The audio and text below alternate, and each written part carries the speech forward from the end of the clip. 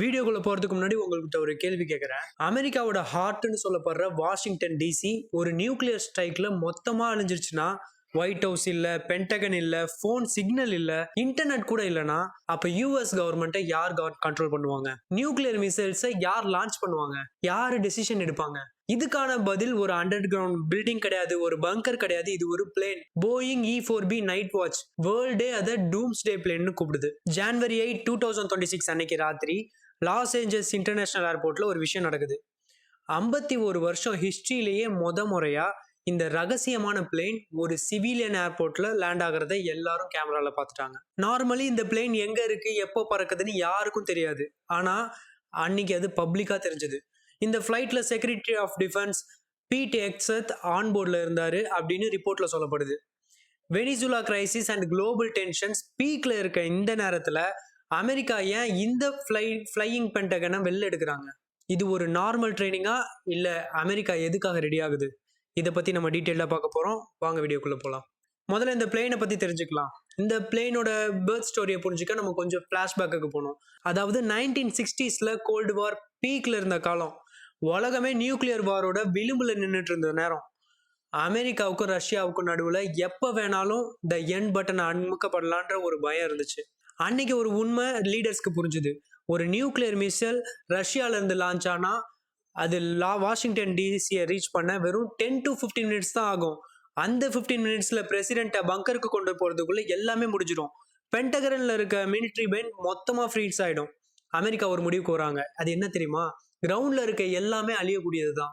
நீங்க எவ்வளவு பெரிய பங்கர்ல ஒளிஞ்சிருந்தாலும் ஒரு நியூக்ளியர் பேஸ்ட்ல இருந்து வர ஒரு இஎம்பி, அதாவது எலக்ட்ரோ மேக்னெட்டிக் பல்ஸ், எலக்ட்ரானிக்ஸ் மொத்தமா ஃப்ரை பண்ணிடும். கம்யூனிகேஷன் கட் ஆயிடும். அப்புறம் ஆர்டர்ஸ் கொடுக்கறதுக்கு கம்யூனிகேட் கூட பண்ண முடியாது. அப்போதான் பென்டகன் கவர்மெண்ட்டையே ஸ்கைக்கு கொண்டு போனா என்னன்னு யோசிக்கிறாங்க. எனிமியால நம்ம மூவிங் கமெண்ட்ஸை டார்கெட் பண்றது ரொம்ப கஷ்டம். இந்த ஐடியால இருந்து பிறந்தது தான் ஃபிளையிங் கமெண்ட் சென்டர் ப்ராஜெக்ட். 1970ஸ்ல E4A வருது. அது அப்பப்போ அப்டேட் ஆகி இப்போ நம்ம பார்க்குற E4B நைட் வாட்சா மாறி இருக்கு. நான் இப்போ இந்த பிளேனை பாருங்க, வெளியில இருந்து பார்க்க நார்மல் போயிங் 747 மாதிரி தான் தெரியும். ஆனா உள்ள இது ஒரு பறக்கும் பென்டகன். சிம்பிளா சொன்னா அமெரிக்காவோட மொத்த கவர்மெண்ட்டையும் இந்த ஒரு ஏர்கிராஃப்ட்குள்ள பேக் பண்ணி வச்சிருக்காங்க.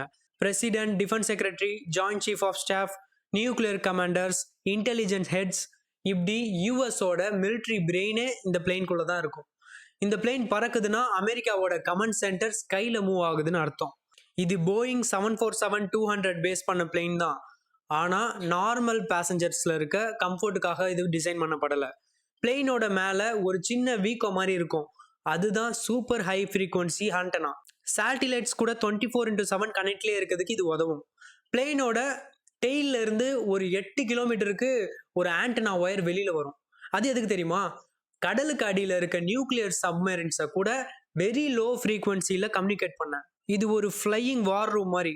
இங்க இருந்து ஒரு டெசிஷன் எடுத்தா அது வேர்ல்டோட எந்த மூலையில இருக்க மிலிட்ரி பேஸையும் டைரக்டா ரீச் பண்ணும். இந்த பிளேன்குள்ள இருக்க அந்த நியூக்ளியர் சேஃப்டி ஃபீச்சர்ஸ் என்ன அப்படின்னு நீங்க கேட்டீங்கன்னா, நார்மலா ஒரு நியூக்ளியர் பாம்பு பிளாஸ்ட் ஆனா அது வெறும் ஹீட்டையும் ரேடியேஷனையும் மட்டும் கொண்டு வராது, அது இஎம்பியையும் கிரியேட் பண்ணும். இந்த இஎம்பி ஒரு இன்விசிபிள் வேவ் மாதிரி பரவி கிரவுண்ட்ல இருக்க எல்லா எலக்ட்ரானிக் சிப்ஸ், போன் சிக்னல்ஸ், இன்டர்நெட்ஸையும் ஒரே செகண்ட்ல காலி பண்ணிடும். ஆனா E4B நைட் வாட்சுக்கு இது ஒண்ணுமே கிடையாது.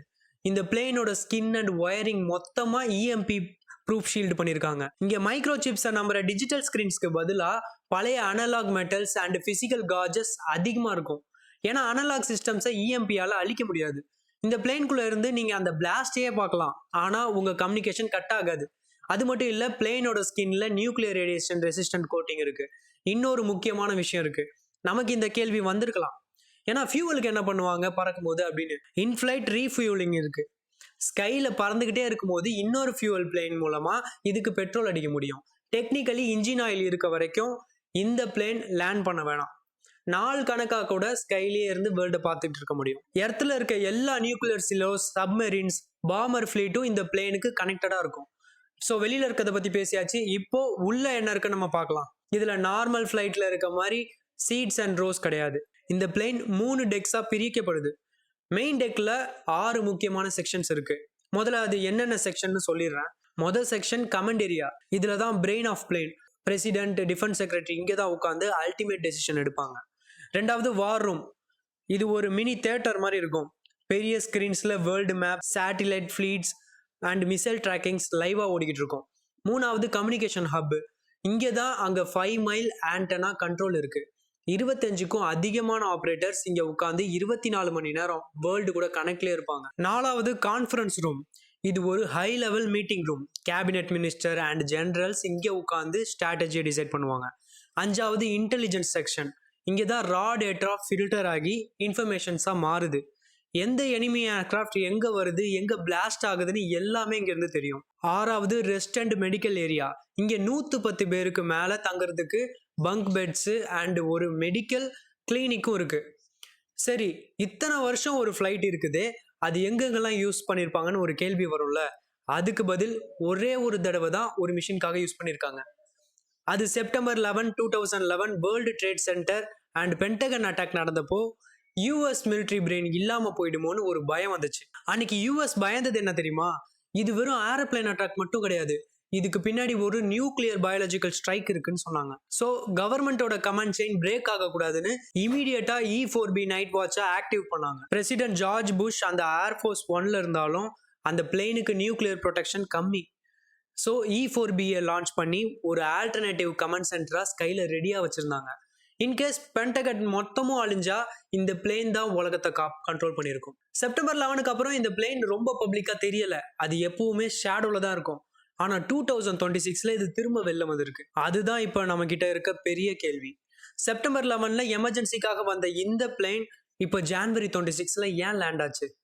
ஒரு புறம் வெனிசுலா கிரைசிஸ், இன்னொரு பக்கம் ரஷ்யா டென்ஷன்ஸ், நடுவுல ஈரானோட நியூக்ளியர் சிக்னல்ஸ். இந்த டென்ஷன்னால இந்த ஃபிளைட் வந்து வெளில வந்திருக்கலாமா? January 8 night E4B night watch வாஷிங்டன்ல இருந்து கிளம்பி டைரக்டா லாஸ் ஏஞ்சல்ஸ்ல லேண்ட் ஆகுது. இதுல 2 முக்கியமான விஷயம் இருக்கு. US secretary of defence Peter Hegseth இந்த ஃபிளைட்ல தான் ஆன்போர்ட்ல இருக்காரு. நார்மலா இவர் ஏர்ஃபோர்ஸ் 2ல தான் போவாரு. E4Bல போறாருன்னா கம்யூனிகேஷன் செக்யூரிட்டியை அந்த அளவுக்கு எக்ஸ்பெக்ட் பண்றாங்கன்னு அர்த்தம். 51 வருஷம் ஹிஸ்டரியில இந்த பிளேன் LAல லேண்ட் ஆகுறது இதுதான் தடவை. அதுவும் கமர்ஷியல் ஏர்போர்ட்ல இந்த ஃபிளைட் லேண்ட் ஆகும்போது மக்கள் கேமரால எடுத்தனால தான் இந்த வீடியோ குளோபல் லெவல்ல ட்ரெண்ட் ஆகிட்டு இருக்கு. இதுக்கு கவர்மெண்ட் சைட்ல ஏதாவது பதில் சொன்னாங்களான்னா எதுவுமே இல்லை. பென்டகன் சைலண்டா தான் இருக்கு. ரொட்டீன் ட்ரைனிங்னு ஒரு சின்ன ஸ்டேட்மெண்ட் கூட கொடுக்கல. இந்த சைலன்ஸ் தான் மக்களுக்கு ஒரு பயத்தை உண்டு பண்ணுது. ட்ரம்ப் அட்மினிஸ்ட்ரேஷனோட அக்ரெசிவ் மூவ்ஸ் அண்ட் குளோபல் இன்ஸ்டெபிலிட்டிக்கு நடுவுல இந்த பிளேன் வெளில வந்திருக்கு. அப்படின்னா அமெரிக்கா ஏதோ ஒரு ஒஸ்ட் கேஸ் சினாரியோவுக்கு ப்ரிப்பேர் ஆகிட்டு இருக்கு. இந்த பிளேன் LAல லேண்ட் ஆனதை பார்த்து சோஷியல் மீடியால வேர்ல்டு வார் 3 ஆரம்பிக்க போதுன்னு ஒரு பெரிய பேனிக் கிரியேட் ஆச்சு. ஆனா மிலிட்டரி ஸ்ட்ராட்டஜில இது வெறும் பயம் கிடையாது, இது ஒரு ஸ்ட்ராட்டஜிக் சிக்னல். ஜியோ பாலிட்டிக்ஸ்ல ஒரு விஷயம் இருக்கு, டிட்டரன்ஸ்.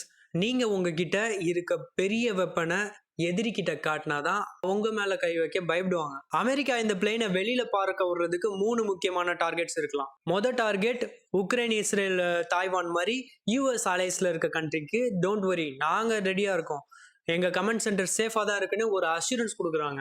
ரெண்டாவது எனிமிஸ்க்கு ரஷ்யா, சைனா அண்ட் ஈரானுக்கு ஒரு கிளியர் வார்னிங். நாங்க உங்க மிசைலை பார்த்து பயப்படல, கிரவுண்ட் சிஸ்டம்ல நீங்க டார்கெட் பண்ணாலும் நாங்க ஸ்கைல இருந்து கவுண்டர் அட்டாக் பண்ணுவோம்னு ஒரு மெசேஜ். சிட்டிசன்ஸ்க்கு, US மக்களுக்கு என்ன டிசாஸ்டர் நடந்தாலும் கவர்மெண்ட் ஃபங்க்ஷன் ஆகும் அப்படின்னு ஒரு continuity of government assurance. So உங்களுக்கு பென்டகனோட இம்பார்ட்டன்ஸ் தெரிஞ்சிருக்கும். அதான் அமெரிக்காவோட மிலிட்ரி பிரெயின். E4B நைட் வாட்சை ஃப்ளையிங் பென்டகன்னு கூப்பிடுறாங்க. நியூக்ளியர் வார்னு வந்துட்டா செயின் ஆஃப் கமாண்ட் ரொம்ப முக்கியம். ஒரு பிரசிடென்ட் கிட்ட இருந்து மிசைல் லான்ச் ஆர்டர் வரும்போது அது எந்த இன்டரப்ஷனும் இல்லாம மிசைல் சிலோஸ்க்கு ரீச் ஆகணும். இந்த பிளேன் நியூக்ளியர் வார்ல கூட டெசிஷன் மேக்கிங் பவரை லூஸ் பண்ணாது. இன்னைக்கு நம்ம இந்த பிளேனை பார்த்தாலே பயப்படலாம், நியூக்ளியர் வார் கிரியேட் ஆயிடும்னு. ஆனா இது எப்பயுமே பறந்துட்டு இருந்தா மட்டும்தான் வேர்ல்டுல நியூக்ளியர் வார் நடக்காம தடுக்க முடியும். கிரவுண்ட்ல நாங்க அழிஞ்சாலும் ஸ்கைல இருந்து பதிலடி கொடுப்போம் அப்படின்னு US காட்டுற அந்த தைரியம் தான் எதிரியை யோசிக்க வைக்குது. ஸோ இதுதான் நான் நினைக்கிறது. நீங்க என்ன நினைக்கிறீங்கன்னு கமெண்ட்ல சொல்லுங்க. டூம்ஸ்டே பிளேனை பத்தி இப்போ பக்காவா தெரிஞ்சிருக்கோம். தெரிஞ்சுக்கணும்னு நினைக்கிற உங்க ஃப்ரெண்ட்ஸுக்கும் ஷேர் பண்ணுங்க. தேங்க்யூ ஸோ மச் ஃபார் வாட்சிங் திஸ் வீடியோ. அடுத்த வீடியோல பார்க்கலாம். Take care, by.